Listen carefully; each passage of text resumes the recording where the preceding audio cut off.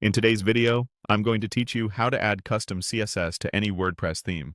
We'll walk through finding a trusted plugin on WordPress.com and getting your site ready so you can safely style any theme without touching core files. Start by heading to WordPress.com and opening the site's screen. From there, select the site you want to work on. In the left-hand sidebar, look for the Plugins option. If you don't see it, your plan may not support plugins. Upgrade options will appear if that's the case. Inside the Plugins directory, use the search bar at the top. Type Custom CS into the highlighted search field. If your first search is broad or returns a lot of results, refine it by typing the exact phrase again so the listings prioritize CSS-specific tools.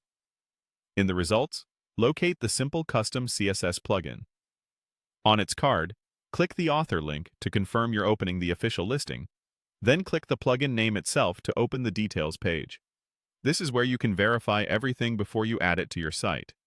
Take a moment to browse the description tab to understand what the plugin does and how it adds a safe, theme-agnostic CSS layer. Next, open the Installation tab to review setup notes and any version requirements. Then check the Changelog tab. Recent updates and clear version history are good signs that the plugin is maintained and compatible with modern themes. When you're ready, click Get Started. On WordPress.com, this begins the setup flow to attach the plugin to a site. You'll be prompted to choose how your site will be addressed on the web. Use the domain search if you want to register a new domain that fits your brand. If you already have a domain, select the option that indicates you already have one, and proceed. Continue through the prompts to confirm your choice and move forward. After you complete the short site and domain step, the plugin is associated with your site, and you're set up to add your own CSS.